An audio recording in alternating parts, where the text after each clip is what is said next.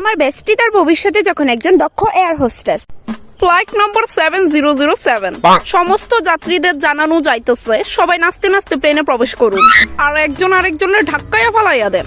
Seat belt বানবেন কি বানবেন না এটা আপনাদের নিজস্ব ব্যাপার। প্লেন ল্যান্ড হইব ঠিক 3 বছর পরে। Unhappy journey.